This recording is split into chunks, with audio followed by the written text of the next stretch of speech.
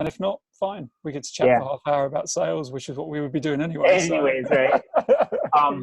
I just kicked off the recording, which is also something different, and you kind of got to get into a routine of that. But one of the great things from a remote perspective is you can record your calls, and then you can send them to the client or the prospect with like the context document or the meeting summary. And you can also use that to self-coach yourself and go back and check your understanding of what occurred in the meeting, which allows you to be really, really present in the conversation. You don't have to be as aggressive with your note taking or with your thoughts, because you're getting everything down and recorded. Sometimes I'll do that in a live meeting, but it's a little bit more awkward. I'll be like, hey Siri, like start memo. You know what I mean? It's like an investigation, like you're talking to the mic, Steve. Right. Yeah. At Quilla, we do this a lot, like the whole like ride along scenario. So we might have a colleague join us for a call, or we may record it and then do like a call review with a colleague as well. And it's really interesting. Like, I think there's an immediacy to being remote with someone where you don't have that, like, we're going to grab a coffee together, or we're walking into a meeting room and getting set up together, and that like general chit chat. It's like, boom, screens on, start talking. And I think that's a different experience and something that you get used to. Absolutely. So what I want to do too is, one of the things that's really important in all settings, but especially in a remote setting, is build some connection with the people, like at a human level. And a couple ways that I like to do that is just like ask people what's going right for them right now. And so we can do that. You and Steve or Caleb, feel free to like type into the chat like what's going right for you right now, and Steve and I'll model that. But for me, Steve, one of the things that's really going right for me is just a urgency, not from a financial standpoint, but more of from a real desire to help people, which is why I started the business that I started, is just, and so now I feel like that pull, even at a higher level. Like before I was kind of like bumbling along, I guess, and like going in and out of urgency, which happens. And there's some things going on, for me as a business owner, as I'm growing. But now it's like, now I really have a chance to like help people. And so I'm reaching out to people differently on LinkedIn. Like on my voice calls, on everything, one of my goals is to like unwind everything I learned about doing sales, or I've read in all the sales books, because it's so damn salesy. And it's like, I just keep going less and less and less salesy. And it's like, that's going really right for me. And I know that's the right path. And so like trying not to sell is actually helping you be better at what you do. Totally. Yeah. I get that. I think there is like a relaxed kind of like like a higher level of thinking, where when you're in a good flow in sales, then everything just comes naturally, and you're just kind of like, you're just going through that process without really being conscious of it so much. So yeah, I definitely see that. I think for me, being with Quilla where I work, like the beauty for me is that we're solving a problem for people, or we're showing them a new way of doing things. And so the job doesn't feel like sales. It feels more like it's education, or, letting someone learn about something new that's really cool that they've seen, that's impressive.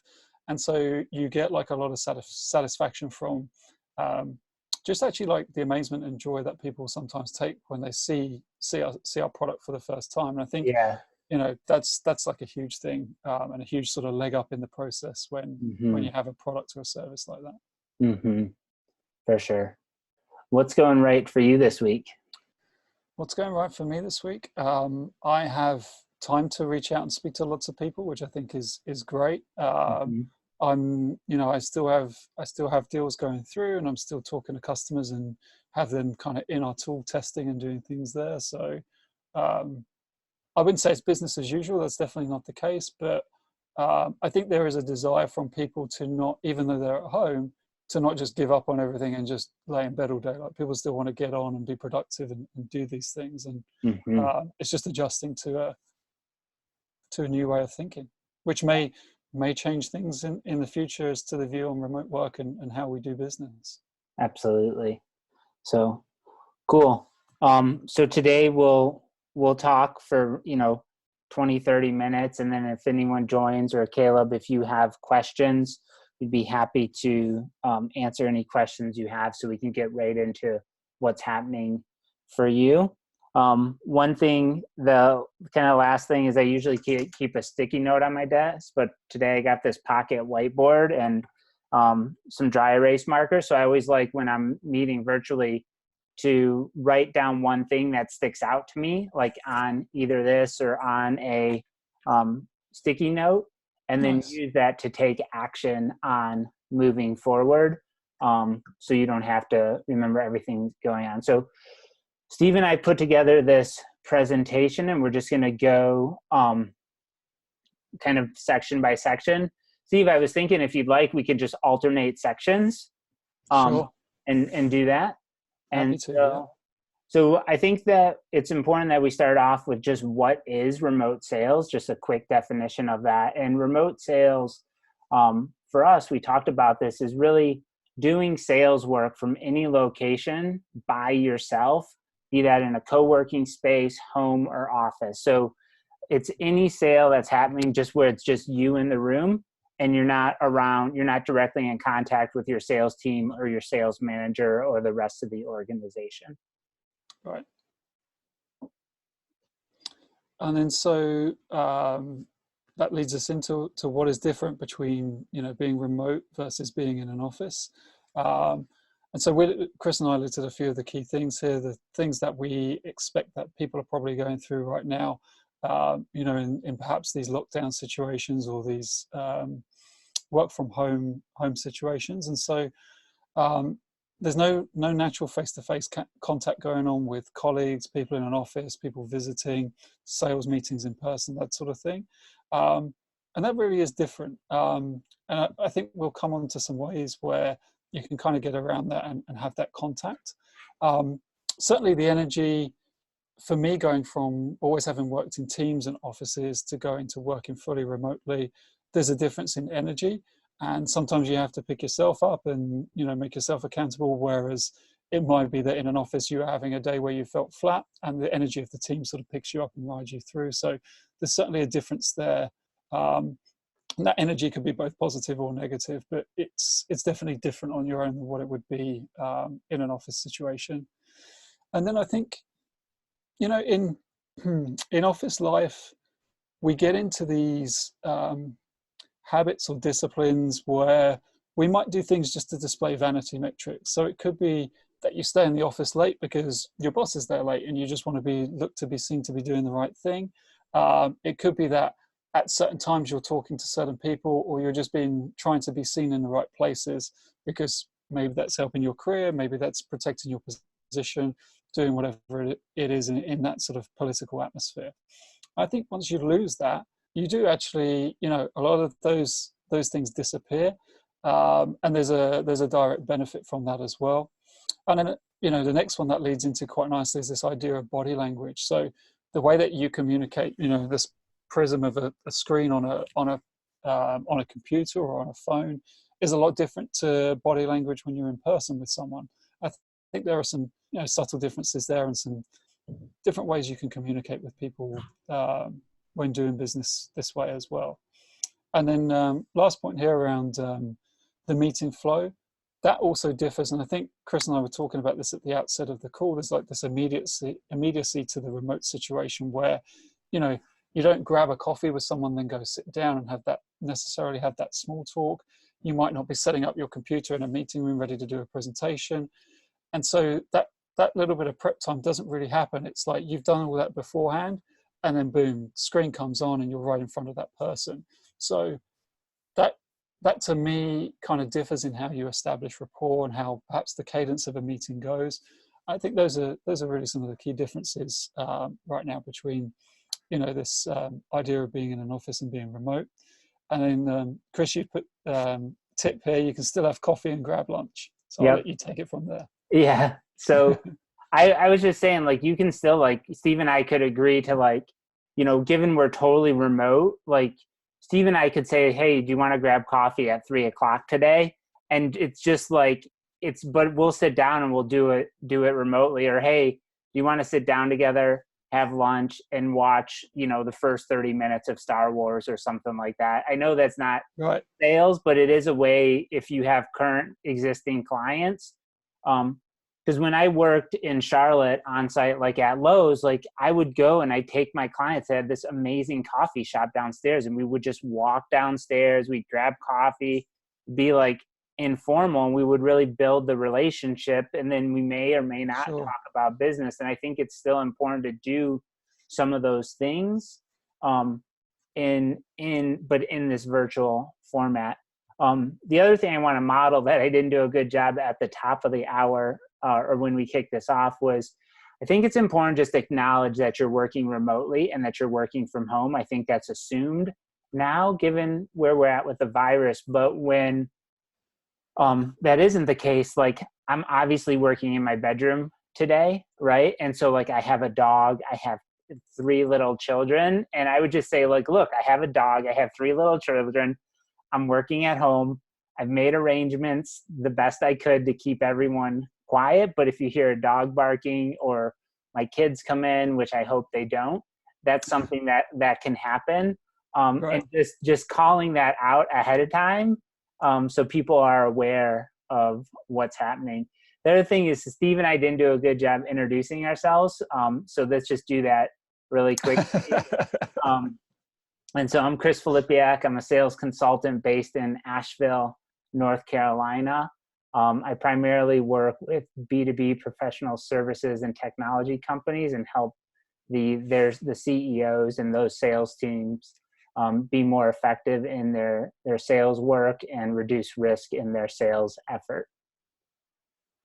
Beautiful. Very well articulated, Chris. Thank you. I'm Steve Findley. I'm an account executive with Quilla.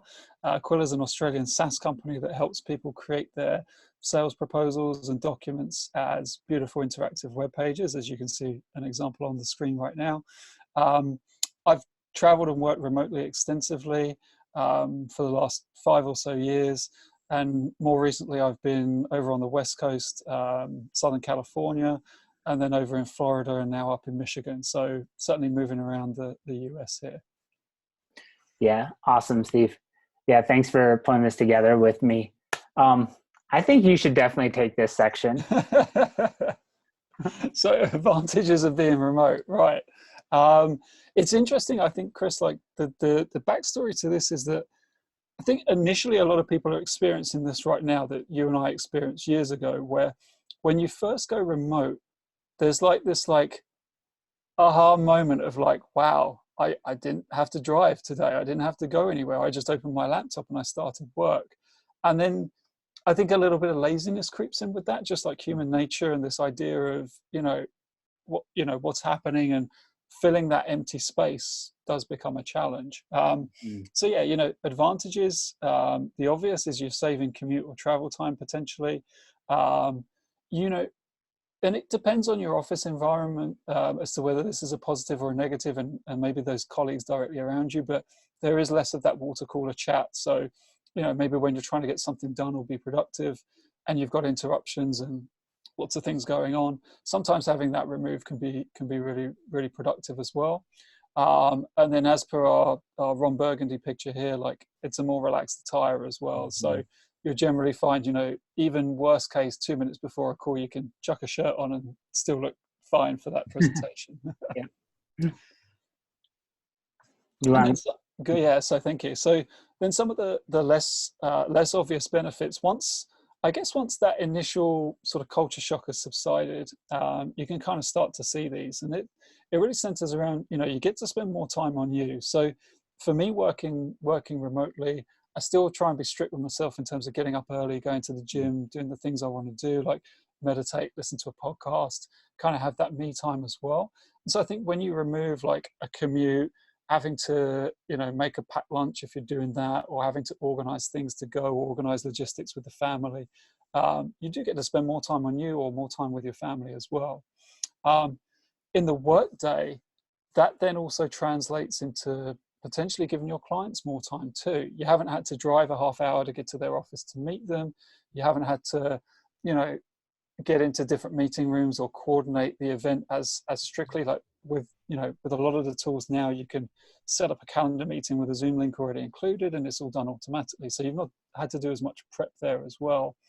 I think all of that is just helping you spend more time with clients and understand what they're doing, and spend more time in your own sales process and what you're trying to achieve as well. And then I think for those sort of those working from home that are consultants or more in the sort of solo kind of atmosphere, I think there's a direct benefit you can give your customers where you're saving them money. You're not, the fees that you're charging them or the extra margin that you're having to put onto a fee doesn't have to pay for like a glitzy office in the city. It doesn't have to pay for like these expensive add-ons that are, sure, nice to have, but not always necessary to have. And I think when you communicate that with your customer, that can be like a powerful thing as well. Mm-hmm. And what's going to be interesting for me, just sort of looking at this time period that we're in right now and how long that lasts for, it could set a precedent. So you might find that once you get into your groove with this lifestyle, you start to really like it, like, Chris did, like I did, and it sets more of a tone for saying, I want to be remote, I want to work this way, and sets that precedence for you. And so as people do return to work and return to offices, perhaps working this way is a great way to say, to your boss, to your employer, whilst I was based at home, I did this much more output, I did this much more sales, I produced this much more business, I did this much more contact with customers. Is that a good reason to say now I should work from home 2 days a week, 3 days a week, 4 days a week, and start to have a look at, maybe taking some of that time back for yourself as well. And to my note there as well, like I found,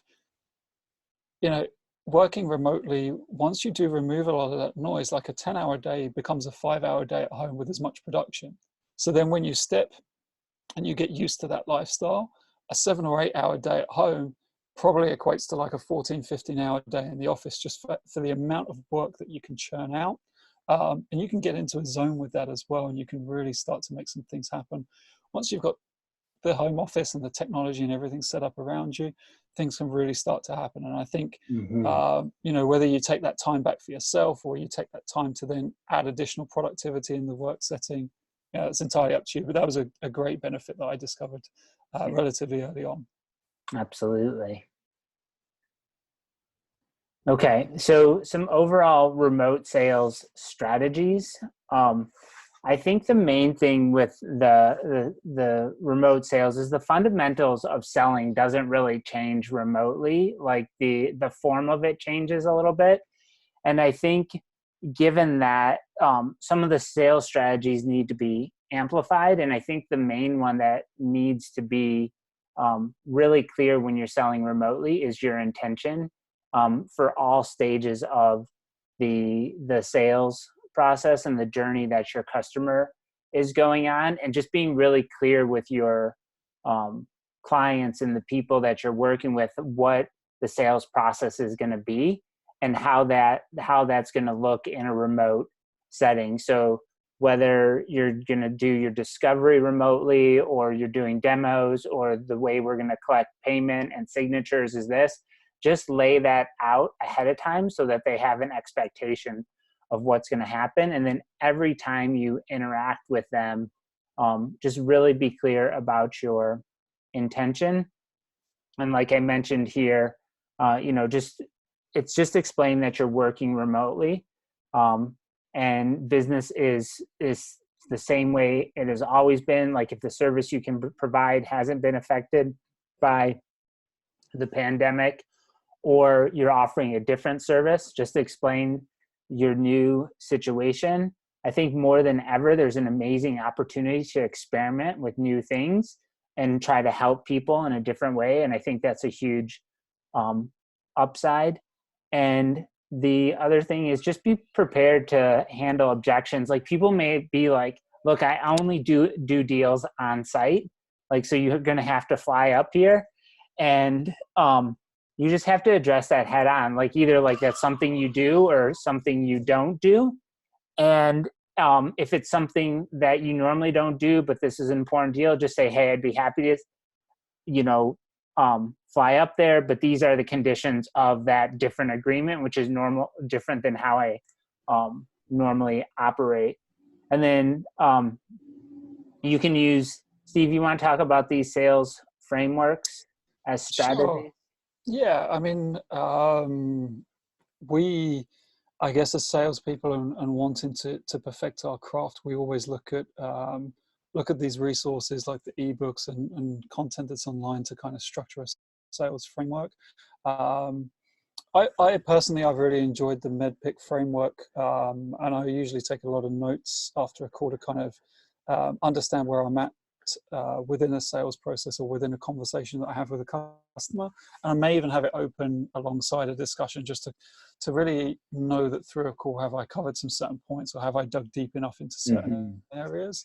And then, a similar thing like the challenger sale, I think it potentially comes back around as being a little bit more pertinent right now, where where we may be experiencing like a downturn and these changes, and the challenger sale might be a good framework to have a look at. And I think it really depends on the company, what they want to achieve, or the business that you have and what you want to achieve, as to whether you adopt any of these frameworks. They're only as good as the person that's using them and that's inputting the information and working around them. So there are lots of options out there, but yeah, those are just a couple of my personal notes that I put in the presentation. Yeah, that's great. Yeah, I kind of go up and down on my frameworks, where like I've Right. studied and implemented a lot of frameworks, and I'm really trying to like take that off so I can really be present and in relationship with people, but also like know that I've also internalized a lot of the frameworks and just an understanding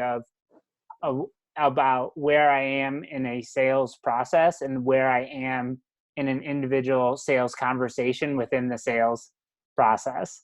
Because Sure. the great thing about frameworks, and we've talked about this like often, is like every framework, every sales like technique is right, but not all of the time. Like it's very easy to be using the wrong technique and the wrong Right. framework at the incorrect point in the conversation, which makes everything not work out very well. So Absolutely.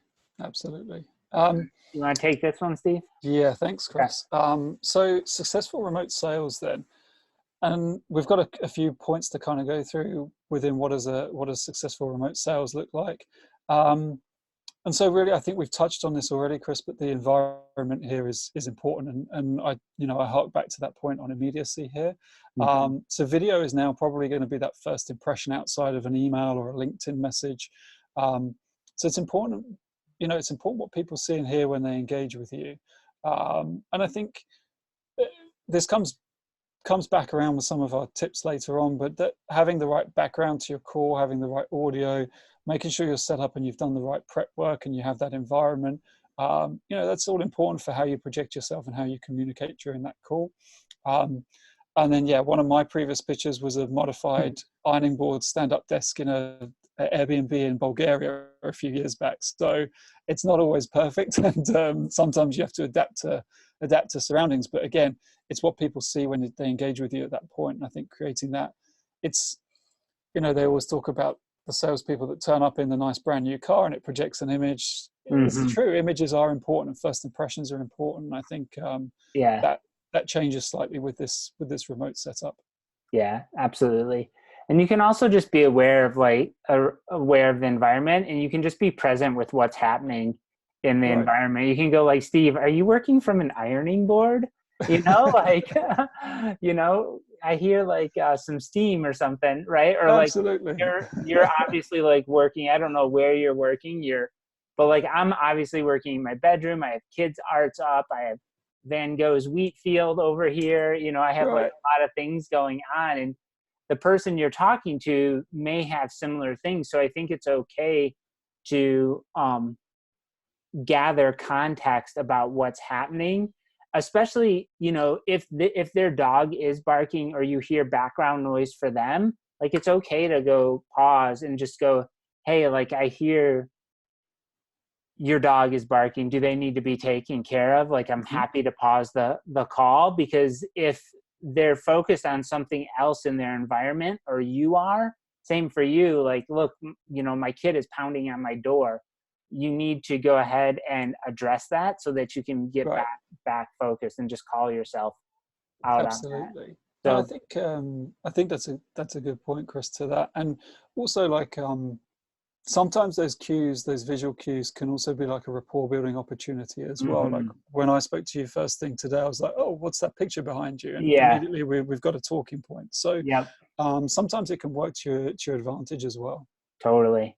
So we're just going to talk about some technology tools here, and a lot of these you probably use already, but we just thought we'd put them up here. So obviously video conferencing, we're on Zoom now, so you know, Hangouts, Skype, those are going to be tools that you interact with people now.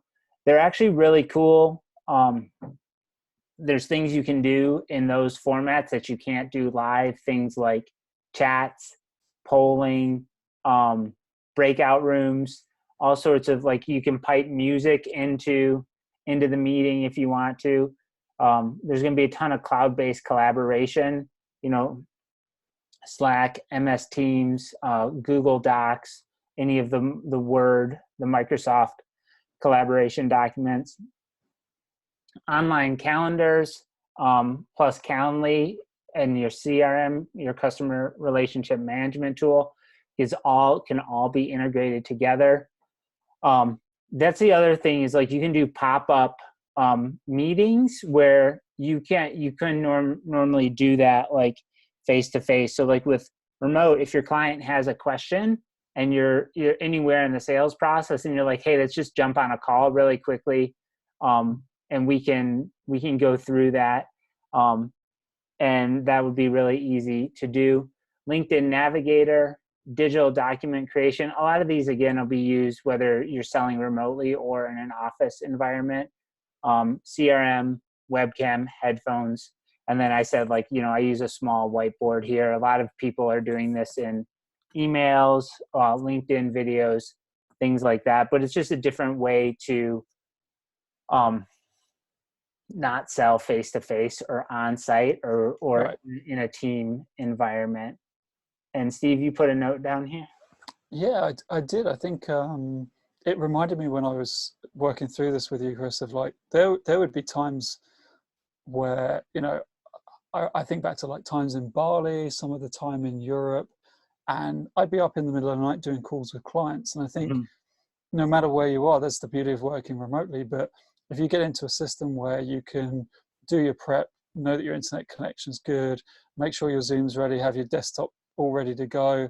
You know, I knew if I had like my laptop, my phone, and my headphones, I could probably do a call anywhere, and I could find a background that I could sit to and do a video call or a really good audio call as well. So Yeah.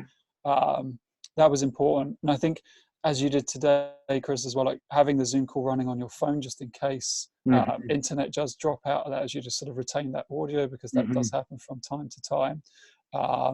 And then again, there you go. And then again, as you've said, like recording calls is really useful, both for internally for your own purposes, but then also I send a lot of call recordings to customers so they can share those internally with sales teams and with, you know, wider functions within the company. And so, yeah, I just feel like with technology, like right now, there's so many things that can remove so much friction for people within a Yes. sales process that you should, Absolutely. if you haven't already done it, bolt as much of this stuff together as you can in a way that's productive for you. Totally. Yeah. The other thing I'm just thinking about it as I'm here is like, you know, I always keep my, you know, I'm on an Apple or Mac, and, you know, I always keep my do not disturb on so that I don't have pop-ups Right. coming up or anything that can distract me or the person I'm talking with. The other thing, like, I found is like I totally have like fancy headphones, and these noise canceling headphones are awesome. Mm-hmm. But I I just don't like the visual of like wearing these. Like there's a human element that goes away. So like most of, and I know audio quality is way more important than video. But I tend either not to wear headphones. This is my kids knocking on the door. There you go. You can hear that. So, you know, Yep. that's a real thing in my house. As you say, Chris, if you need to step away and take care of it, let us know. Yeah, totally. I have like a sign that's like a daddy working sign that I put on my door, which is to help prevent that. But yeah, but I tend to like just not even use headphones, but sometimes I'll just wear these because I find that they're adequate, and go from there. So so it's important, like Steve was saying, to have everything loaded up and ready to go, because a lot of times these decisions makers that you're working with are busy. I will have to take a pause here. Go for it. Thank you. Hey, Jacob. They got in.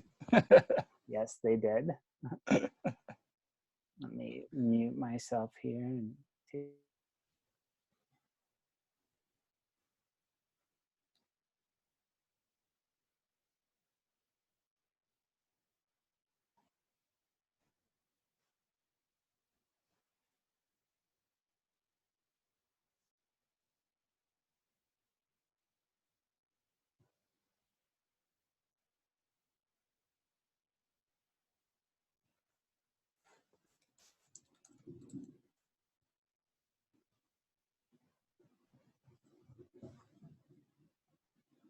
In some ways, I'm actually really glad that happened, so that I could model A live example.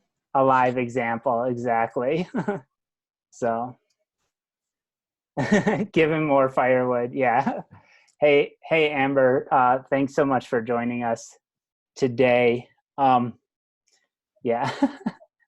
That's so funny about the firewood. That was my son Jacob, and he actually loves building fires. For Christmas, Nice. he asked Santa Claus for a fire pit and for a mini grill, and he's 5. So like I'm like on age appropriate gifts. It sounds like Amber, do you have a question?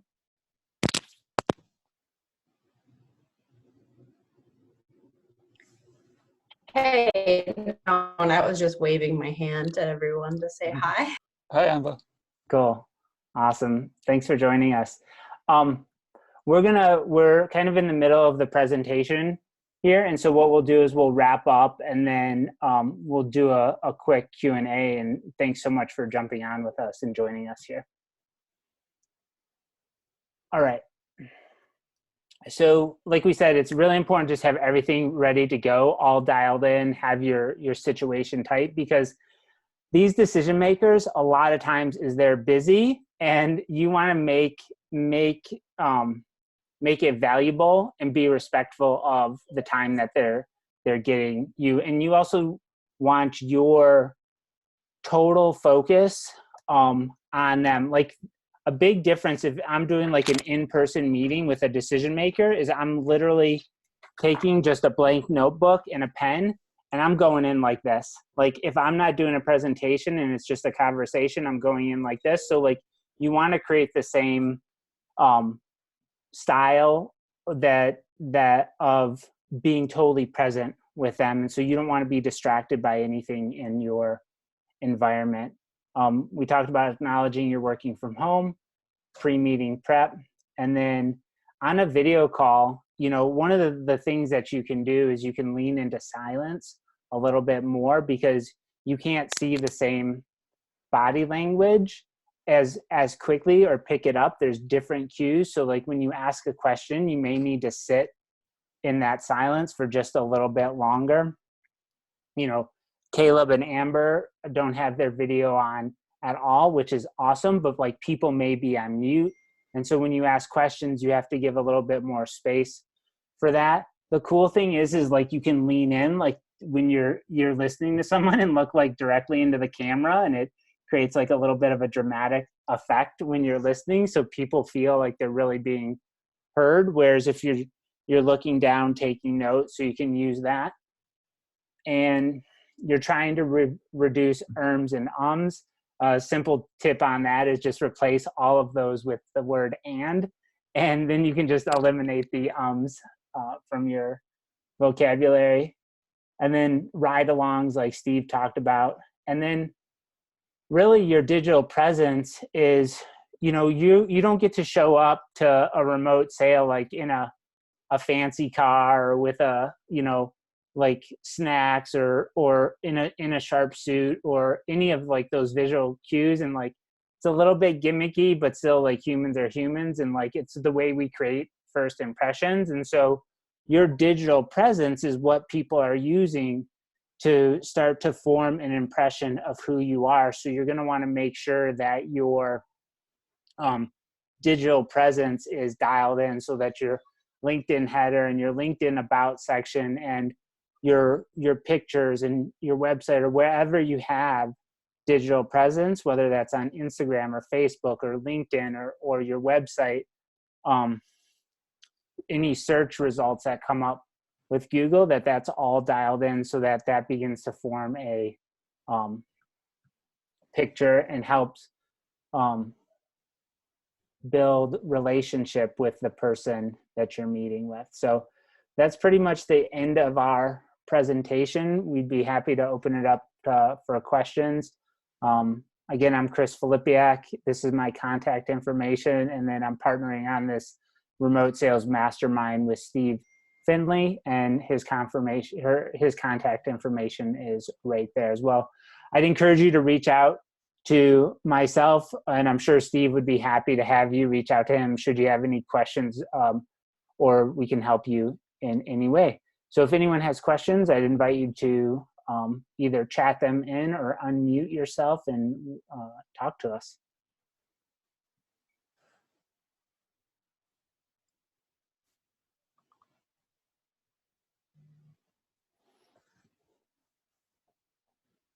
It's the easiest webinar ever, Chris. Shut it down before you get any questions.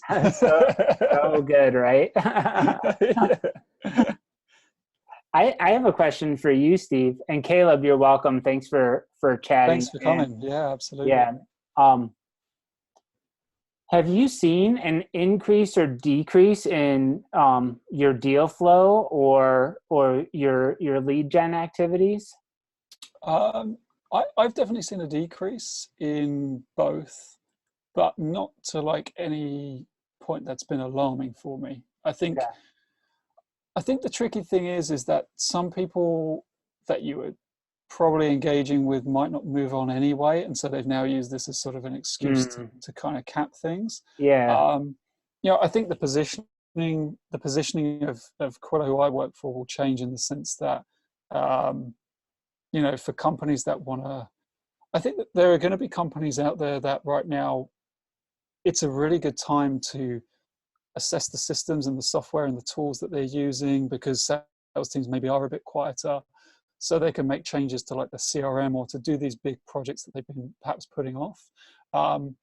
I think those are the ones that when things do pick up again, they'll kind of accelerate faster because they've put that time in now. So for me, probably my work's going to be trying to work harder to identify who those people are and work with them.